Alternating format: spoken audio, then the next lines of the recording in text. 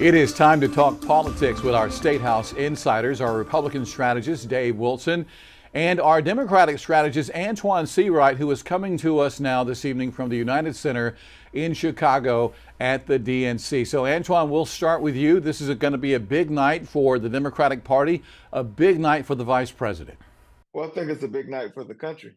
The fact that for the first time in our nation's history, we'll have a Black woman with South Asian descent who will accept any major party's nomination for president. I think that's a big night for the country, regardless of where you fall on the political perspective.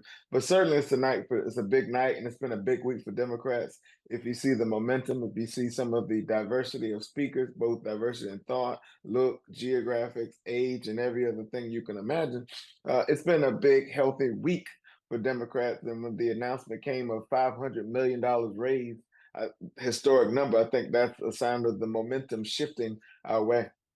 This is a place right now where you can very easily see, JR, that the Democrats are going to live in this moment of the great hype that comes along from a great pep rally. I mean, don't get me wrong. They have put on a phenomenal show this week. The messaging, everything that has been part of what they've set out to do has really set this warm kind of glow for them. The question's going to be, we've got 75 days until Election Day. And it is then going to start coming down to, okay, once we get past the hype, once we get past the energy, are we going to really start talking about what Americans are concerned about? Are they concerned about what are we going to do about immigration? What are we going to do about inflation? How are these things going to play themselves out for moms and dads and grandparents and young men and young women across America who are going, how do I pay for the things that I've got to be able to do? What are the policies that are going to really work for me? Antoine, we've been waiting to hear from the vice president ever since she became the presumptive Democratic nominee. What are we expecting to hear from her tonight?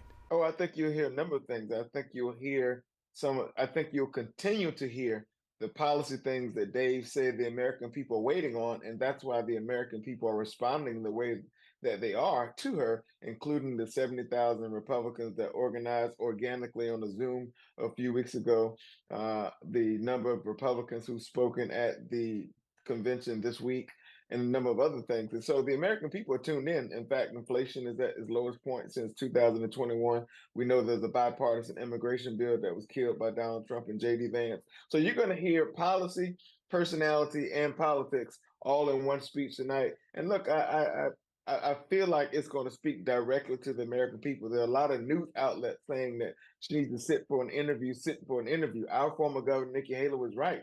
Republicans should stop saying that because, quite frankly, in my opinion, she's interviewing with the most important outlet she can. That's the American people every time she takes to the podium. I think there's a difference, though, JR, from talking from a script on a podium and having to ask some really tough questions. I mean, you take a look at the questioning that took place that Dana Bash from CNN did with JD Vance. They're tough questions that, as a recovering journalist myself, I understand. We have to ask those questions in a way that you at home understand. I mean, you understand when we take a look and you hear a journalist ask a question, that's probably one of the questions that you're asking yourself at the kitchen table. Are these things going to work? Are they not going to work? Let's be specific. And the problem that we have right now is it's very difficult to talk about specifics because that's where it begins to pick apart the different elements of what a plan might be. And that's really what I think a lot of voters are wanting to find right now. Well, Dave, I would just say in response to that, we've seen the former president do multiple interviews, and no one can still relate to or understand what his policy agenda is. He says, "Oh, I have a healthcare plan. It's big, it's bold, it's beautiful," but yet no one on the Republican side can tell me what it is. He says he wants to do away with Obamacare. No one can tell me what that is. He said, I mean, all these things. And so, what's been crystal clear is when the vice president has articulated policy, there are specifics in it. And that's why the American people, again, are responding the way they are. And quite frankly, I welcome a policy conversation with Donald Trump, JD Vance, and their Trump Project 2025. Because there's a big difference and a disconnect on that side to the American people and what Kamala Harris and Tim Walz stand for. And I think that's where you start taking a look at things like this Project 2025. I mean, how many different ways can somebody turn around and step away from and say, this isn't my plan? The Heritage Foundation, a national organization in Washington, D.C., has come up with this is their idea. The president has stepped away from it. Vance has stepped away from it. And yet it's the rallying cry that you're hearing right now from Democrats. They're bringing out a big book every single night.